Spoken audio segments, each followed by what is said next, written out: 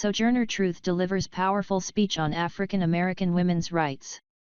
At the Ohio Women's Rights Convention, on May 29, 1851, the formerly enslaved woman, Sojourner Truth, rises to speak and assert her right to equality as a woman, as well as a Black American. The exact wording of her speech, which becomes famous for the refrain, "Ain't I a woman?" has been lost to history. In fact, historians have since challenged whether Truth ever used the famous refrain as she spoke. Nonetheless, her speech becomes widely regarded as one of the most powerful moments of the early women's liberation movement. Born into slavery in Ulster County, New York, Isabella Baumfree escaped with her infant daughter in 1826 and chose the name Sojourner Truth. She later successfully sued a slave owner for custody of her son, becoming the first Black woman to take a white man to court and win. She remained an anti-slavery activist and, after the Civil War, a crusader for the rights of African Americans for the rest of her life. Her speech at the Ohio Women's Rights Convention formed much of the foundation of her legacy. There are two conflicting versions of the speech, neither of which was transcribed at the time Truth actually gave it. An account reported in the Anti-Slavery Bugle was the first to be published and does not actually include the titular phrase.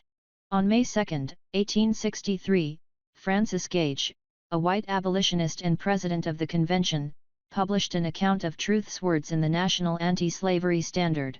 In her account, Gage wrote that Truth used the rhetorical question, "Aren't I a woman?"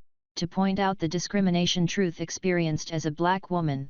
Various details in Gage's account, however, including that Truth said she had 13 children and that she spoke in dialect, have since cast doubt on its accuracy. Contemporaneous reports of Truth's speech did not include this slogan, and quoted Truth in standard English.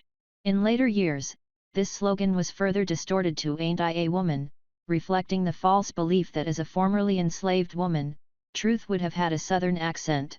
Truth was, in fact, a New Yorker.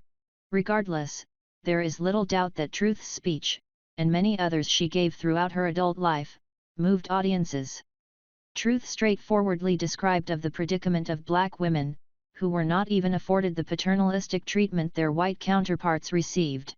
According to the Bugle version, she also facetiously described the predicament of white men, who were surely between a hawk and a buzzard, with both women and African Americans demanding equality.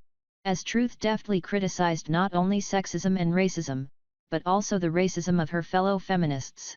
Her speech is now regarded not only as one of the earliest entries in the canon of American feminism, but also an early example of intersectionality. More than a century and a half before the term came to prominence,